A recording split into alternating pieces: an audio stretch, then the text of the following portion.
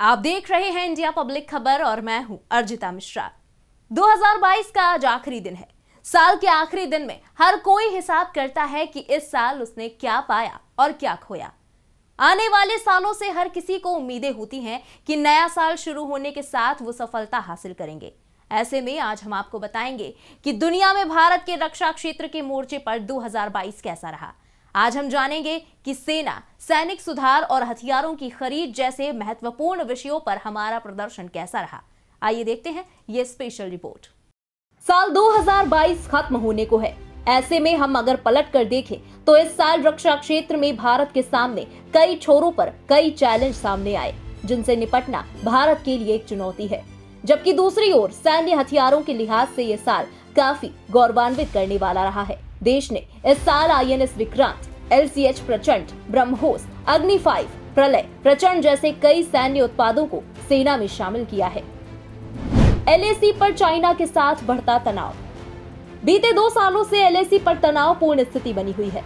जहां पहले गलवान घाटी में हिंसक झड़प हुई, तो उसके ठीक 2.5 साल बाद एक बार फिर अरुणाचल प्रदेश के तवांग में स्थित यांगत्से में भारतीय सेना और PLA की सेना आमने सामने आ गई। LAC में सैनिक झड़प से ज्यादा गंभीर समस्या है चीन की विस्तारवादी सोच। अरुणाचल प्रदेश के जिस इलाके को दोनों पक्ष विवादित मानते हैं, वहीं पर चीन आक्रामक नीतियां अपनाकर भारत को उकसाने की कोशिश कर रहा है। कई स्तर की बातचीत के बावजूद तनाव कम नहीं हुआ है। इसलिए चीन 2023 में भी भारत की सबसे बड़ी रक्षा चुनौती बना रहेगा। आतंकवाद के मुद्दे पर भारत की दो टूक। आतंकवादियों का पनाहगार पाकिस्तान इस साल सैनिक मोर्चे पर काफी हद तक शांत रहा। LOC पर भी शांति कमोबेश रही, जिसके चलते सेना बाकी के सामरिक विषयों पर ध्यान दे पाई। लेकिन लगातार पाकिस्तान की तरफ से भेजे गए आतंकवादियों ने भारत की चिंता बढ़ा दी है। जम्मू कश्मीर में आए दिन आतंकवादियों के मारे जाने की खबरें आती हैं। मामले की गंभीरता का अंदाजा इसी से लगाया जा सकता है कि अंतर्राष्ट्रीय मंचों पर भारत एक मुश्त इस मुद्दे पर आवाज उठाता रहा है।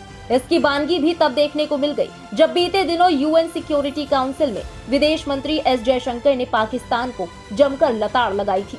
आतंकवाद के खात्मे के लिए दिल्ली में नो मनी फॉर टेरर यानी NMFT मंत्री स्तरीय सम्मेलन का आयोजन किया था, जिसमें 72 देशों और 15 अंतर्राष्ट्रीय संगठनों के प्रतिनिधियों ने भाग लिया। भारत ने इस बात पर जोर दिया कि अंतर्राष्ट्रीय समुदाय को कभी भी आतंकवादियों के सुरक्षित ठिकानों या उनके संसाधनों की अनदेखी नहीं करनी चाहिए। सेना सुधार के तहत अग्निपथ योजना का ऐलान। 2022 सेना के लिए भी बेहद खास रहा। इस साल सरकार ने ऐसी योजना लागू की जो दशकों से लंबित थी। हम बात कर रहे हैं अग्निपथ योजना की। कोविड के दौरान सेना के तीनों अंगों की भर्तियों को रद्द कर दिया गया था। 2 साल से युवा भर्ती की आस लगाकर बैठे थे, लेकिन खाली हाथ रहे। जिसके बाद फरवरी में हुए यूपी विधानसभा चुनाव के दौरान युवाओं का गुस्सा फूट पड़ा और वो रक्षा मंत्री की रैली में भर्ती से जुड़े नारे लगाने लगे। जिसके बाद सरकार ने भर्ती खोलने का ऐलान किया, लेकिन नई योजना के ऐलान के साथ ही बवाल कट गया। सेना के तीनों अंगों में जवानों की भर्ती के लिए अग्निपथ योजना के तहत भर्ती की प्रक्रिया होनी थी, जिसमें पहले 4 साल एक कॉन्ट्रैक्ट की तरह होंगे। इसके बाद 25% तक अग्निवीरों को प्रदर्शन के आधार पर स्थायी भर्ती मिलेगी। एक तरफ जहां योजना का विरोध हो रहा था, तो दूसरी तरफ भर्तियों में अब युवा बढ़ चढ़ कर हिस्सा ले रहे हैं। रक्षा खरीद में आत्मनिर्भरता की ओर अग्रसर भारत। हमारे सैनिकों में साहस या ट्रेनिंग की तो कोई कमी नहीं है, लेकिन जरूरी है कि चीन जैसे देश से निपटने के लिए हमारे पास सही हथियार हों। इस लिहाज से 2022 काफी अच्छा रहा, जहां सरहदों पर बढ़ती चुनौतियों को देखते हुए भारत में रक्षा खरीद को थोड़ी गति मिल गई और रक्षा खरीद की दुनिया में कीवर्ड में रहे आत्मनिर्भरता के संदेश को भारत ने सच कर दिखाया। संभवतः अभी इसमें काफी विस्तार की जरूरत है, जिसके लिए सरकार लगातार प्रयासरत है। INS विक्रांत। INS विक्रांत भारत का पहला स्वदेशी विमान वाहक जहाज है। 2 सितंबर 2022 को जब प्रधानमंत्री मोदी ने इसे राष्ट्र को समर्पित किया, तब भारत उन चुनिंदा देशों में शामिल हो गया जो विमान वाहक पोत को खुद डिजाइन कर सकते हैं और बनाकर लॉन्च कर सकते हैं। INS विक्रांत 262 मीटर लंबा और 62 मीटर चौड़ा है। इस लिहाज से इसके फ्लाइट डेक का आकार फुटबॉल के 2 मैदानों के बराबर हो जाता है। ये वाहक एक 28 नॉट्स की अधिकतम रफ्तार के साथ एक बार में 7,500 नॉटिकल मील यानी करीब 14,000 किलोमीटर की दूरी तय कर सकता है। INS Mormugao. INS Mormugao 15B project का दूसरा युद्धपोत है, जिसे इस साल भारतीय नौसेना में कमीशन किया गया।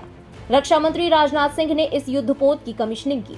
INS मोरमुगांव सबसे परिष्कृत सुविधाओं और उन्नत तकनीक के साथ दुनिया का सबसे अच्छा विध्वंसक युद्धपोत है। INS वागीर। नौसेना को इस साल 5वीं स्कॉर्पियन श्रेणी की पनडुब्बी वागीर मिली है। इस पनडुब्बी के नौसैनिक फ्रिगेट में शामिल होने से नौसेना की युद्ध क्षमता और बढ़ गई है। इस पनडुब्बी का निर्माण प्रोजेक्ट 75 के तहत किया गया है। प्रोजेक्ट 75 में स्कॉर्पियन डिजाइन की 6 पनडुब्बियों का स्वदेशी निर्माण शामिल है। LCH प्रचंड।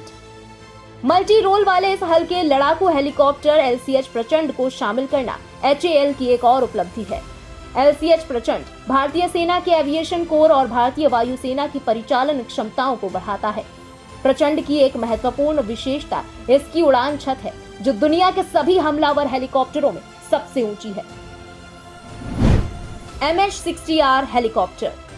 भारत ने अमेरिका से 24 MH-60R हेलीकॉप्टर खरीदने का सौदा किया है।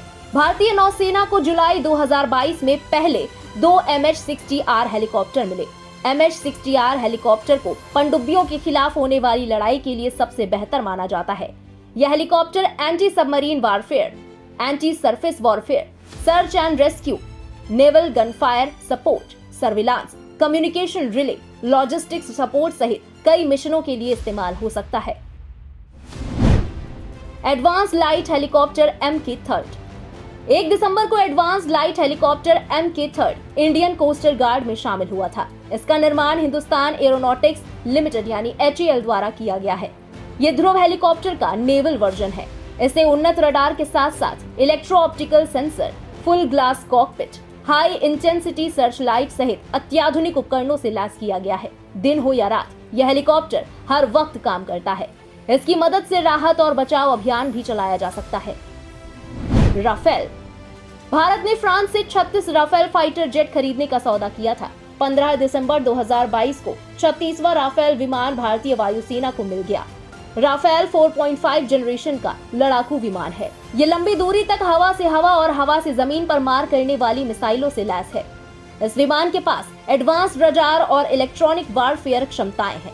फ्रांस की कंपनी डसॉल्ट एविएशन ने इसे बनाया है। Man portable anti tank guided missile.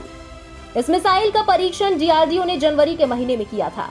Bharat में विकसित की गई एंटी टैंक एक कम वजन वाली मिसाइल है। इसे मैन पोर्टेबल लॉन्चर से लॉन्च किया जाता है। हेलेना मिसाइल। अप्रैल में anti tank guided missile Helina launch की गई। इस मिसाइल का अलग अलग उच्च ऊंचाई वाले क्षेत्रों में हेलीकॉप्टर की मदद से 2 बार सफलतापूर्वक परीक्षण किया गया। ये उड़ान परीक्षण DRDO, भारतीय सेना और भारतीय वायुसेना ने संयुक्त रूप से आयोजित किए थे। ब्रह्मोस मिसाइल। ब्रह्मोस मिसाइल का परीक्षण मई के महीने में किया गया था। इसके सफल होने के साथ ही अब एयरफोर्स सुखोई फाइटर एयरक्राफ्ट से बहुत लंबी दूरी तक जमीन या समंदर में किसी भी लक्ष्य पर सटीक निशाना लगाकर हमला करने में सक्षम हो गया है। K4 missile. K4 मिसाइल को भारत की तीसरी सबसे ताकतवर मिसाइल के तौर पर जाना जाता है। इसका परीक्षण इसी साल किया गया था। इसे पनडुब्बी से लॉन्च किया जा सकता है। इस मिसाइल की मारक क्षमता 3000 किलोमीटर है। साथ ही ये 3 टन का परमाणु हथियार भी ले जा सकता है। Barack 8 missile. भारत की खतरनाक मिसाइलों में से एक है ये मिसाइल। इस मिसाइल को हमारे देश ने इजराइल के साथ मिलकर बनाया है और इसका परीक्षण भी इसी साल यानी 2022 में किया गया है। इस मिसाइल को सतह से हवा में टारगेट कर छोड़ा जा सकता है। बराक 8 मिसाइल 70 किलो तक के वजन के बराबर हथियार उठाने में सक्षम है। VLSRSAM missile. इस मिसाइल का परीक्षण 23 अगस्त 2022 को ओडिशा में किया गया था। इस परीक्षण को DRDO और भारतीय नौसेना ने मिलकर किया था। ये प्रणाली भारतीय नौसेना को सी स्कीमिंग लक्ष्यों सहित निकट दूरी पर विभिन्न हवाई खतरों को बेअसर करने के लिए मजबूती प्रदान करेगी। Submarine launch ballistic missile. October महीने में INS अरिहंत ने पनडुब्बी से छोड़ी जाने वाली बैलिस्टिक मिसाइल का प्रभावी परीक्षण किया था।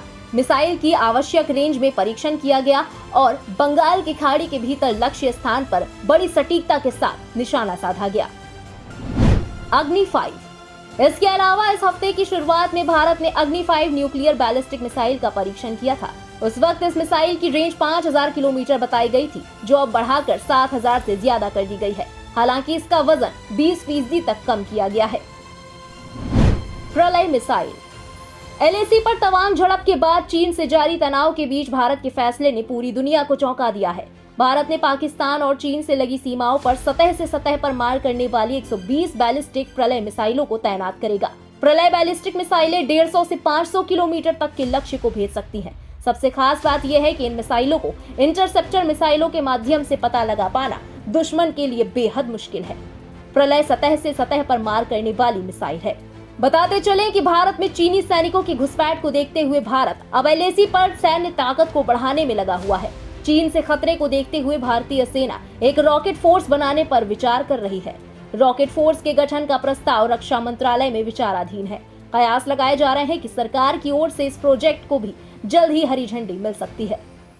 तो देखा आपने, एक तरफ जहां भारत विश्व की उभरती महाशक्ति के रूप में स्थापित हो रहा है, वहीं भारत लगातार अपनी सैन्य क्षमता को बढ़ाने की दिशा में काम कर रहा है।